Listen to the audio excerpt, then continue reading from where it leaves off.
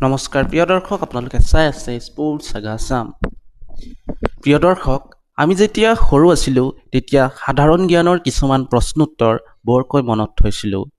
বিদ্যালয়ত ছাৰ বাইদেউসকলো বৰকৈ শিকাইছিল, যেনে ৰাষ্ট্ৰীয় খেল কি, ৰাষ্ট্ৰীয় জন্তু কি, ৰাষ্ট্ৰীয় প্ৰতীক কি, ৰাষ্ট্ৰীয় পক্ষী কি, ৰাষ্ট্ৰীয় গছ কি। আপোনালোকৰ হয়তো বহুতৰে মনত আছে। আৰু তাতে আমি এটা প্ৰশ্ন পাইছিলোঁ যে ৰাষ্ট্ৰীয় খেল কি, যাক আমি হকী নামেৰে চিনি পাওঁ। মানে ৰাষ্ট্ৰীয় খেল কি বুলি যদি কোনোবাই সোধে তেতিয়া তাৰ উত্তৰ হ'ব হকী। বৰ্তমানৰ ক্ৰিকেটক যদি বাদ দিওঁ তেতিয়া ভাৰতৰ এক প্ৰধান খেল হ'ল হকী।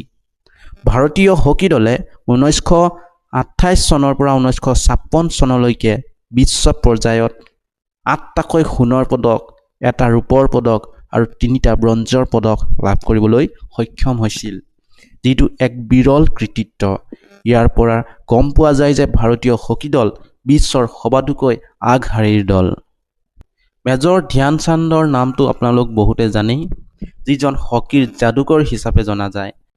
ধ্যান চান্দৰ জন্মদিনত আমাৰ সমগ্ৰ ভাৰতত নেশ্যনেল স্পৰ্টছ ডে পতা হয়। 29 আগষ্ট তাৰিখে এই দিৱস উদযাপন কৰা হয়।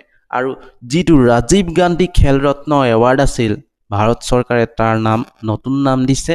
এই নতুন নামটো হৈ গ'ল মেজৰ ধ্যান চান্দ খেল ৰত্ন এৱাৰ্ড। ধ্যান চান্দৰ উপৰিও আৰু ভালে কেইগৰাকীমান জনপ্ৰিয় খেলুৱৈ আছিল ভাৰতীয় হকী দলত। সেই তাহানিতে বলবীৰ সিং, ধনৰাজ পিলাই আদি নাম উল্লেখনীয়। শেহতীয়াকৈ 2020 চনৰ টকিঅ' অলিম্পিকতো ভাৰতীয় পুৰুষ হকী দলে ব্ৰঞ্জৰ পদক জয়ী কৰিবলৈ সক্ষম হৈছে। কিন্তু সেয়া আছিল সুদীৰ্ঘ বহু দিনৰ মূৰত। গতিকে কালক্ৰমত ক্ৰিকেটৰ জনপ্ৰিয়তা বাঢ়ি অহাৰ ফলত হকীৰ জনপ্ৰিয়তা হয়তো কমি গৈছে। কিন্তু 1928 চনৰ পৰা 1956 চনলৈকে যিটো সময়ছোৱা, এই সময়ছোৱাক ভাৰতীয় হকী দলৰ সোণালী যুগ বুলি কোৱা হয়। আৰু সেই সময়ত প্ৰত্যেক ভাৰতীয়ৰ হৃদয়ত এই হকী খেলে এক বিশেষ স্থান লাভ কৰিছিল। বৰ্তমানো আছে, কিন্তু বাস্তৱতে যদি ক'বলৈ যাওঁ তেতিয়া ক্ৰিকেট খেলৰ সমান জনপ্ৰিয়তা এটা অৰ্জন কৰিবলৈ পৰা নাই। কিন্তু এসময়ত ভাৰতীয় হকী দল আৰু হকী খেলটো অত্যধিক জনপ্ৰিয় আছিল আমাৰ ভাৰতত। এতিয়া কথাটো হ'ল যে হকী সঁচাকৈয়ে ভাৰতৰ ৰাষ্ট্ৰীয় খেল নেকি? প্ৰশ্নটো শুনি হয়তো বহুজনে আচৰিত হৈছে। এতিয়া ৰাষ্ট্ৰীয় খেল বুলিলেনো কি বুজায়?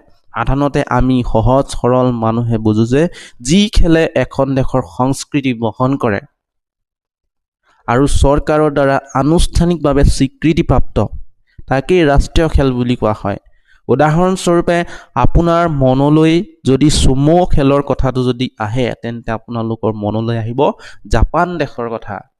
কিন্তু হকী ভাৰতৰ ৰাষ্ট্ৰীয় খেল হয় জানো? হকী ভাৰতৰ ৰাষ্ট্ৰীয় খেল নহয়। হকী খেলটো প্ৰথমতে যে বহুত জনপ্ৰিয় আছিল, সেইকাৰণেই অঘোষিতভাৱে সকলোৱে হকীক ৰাষ্ট্ৰীয় খেল হিচাপে মানি লৈছিল। কিন্তু ভাৰত চৰকাৰে কোনো খেলক আনুষ্ঠানিকভাৱে দেশৰ ৰাষ্ট্ৰীয় খেল হিচাপে স্বীকৃতি দিয়া নাই। ফিল্ড হকী, কাবাডী আৰু বৰ্তমান যিটো ক্ৰিকেট, এই ক্ৰিকেট ভাৰতত জনপ্ৰিয়, অতি প্ৰচলিত খেল। সেয়ে বহুজনে ৰাষ্ট্ৰীয় খেলৰূপে বিভ্ৰান্তিত পৰে। ভাৰত চৰকাৰে সকলো জনপ্ৰিয় ক্ৰীড়াক সমানে অগ্ৰাধিকাৰ দিব খোজে, কিন্তু কোনো এটা খেলক বেছি গুৰুত্ব দিব নোখোজে। 2020 চনত মহাৰাষ্ট্ৰৰ ধুলে জিলাৰ ময়ূৰেশ আগৰৱাল নামৰ এগৰাকী শিক্ষকে হকীক যে ভাৰতৰ ৰাষ্ট্ৰীয় খেল হিচাপে ঘোষণা কৰা হৈছিল বা কেতিয়া ঘোষণা কৰা হৈছিল সেয়া জানিবৰ বাবে RTI অৰ্থাৎ তথ্য অধিকাৰ প্ৰশ্ন দাখিল কৰে। তেতিয়া কেন্দ্ৰীয় যুৱ মন্ত্ৰালয়ৰ অফিচিয়েল ৰিপ্লাই আহিছিল এনেধৰণৰ: The government has not declared any sport or game as the national game of the country, as the objective of the government is to encourage or promote all popular sport discipline.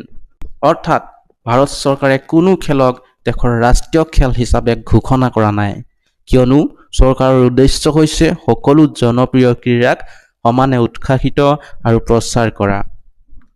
ভাৰতবৰ্ষখন 100 কোটিৰো অধিক লোকৰ বাসস্থান, নানা জাতি ধৰ্ম লোকৰ সাংস্কৃতিক দিশ বেলেগ বেলেগ।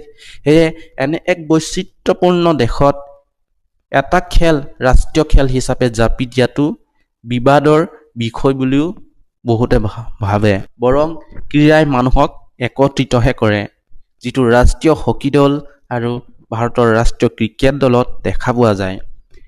এনে বহু দেশ আছে যাৰ বৰ্তমানলৈকে স্বীকৃতিপ্ৰাপ্ত ৰাষ্ট্ৰীয় খেল নাই, যেনে চীন। চীনতো ৰাষ্ট্ৰীয় খেল নাই।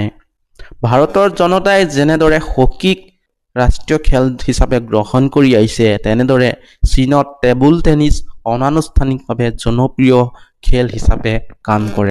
প্ৰিয় দৰ্শক, ভিডিঅ'টো কেনে পালে জনাব। মই সম্পূৰ্ণ তথ্যবোৰ বিভিন্ন উৎসৰ পৰা গোটাই কিনে কৈছোঁ, নিজৰ ব্যক্তিগত মতামত ইয়াত দিয়া নাই।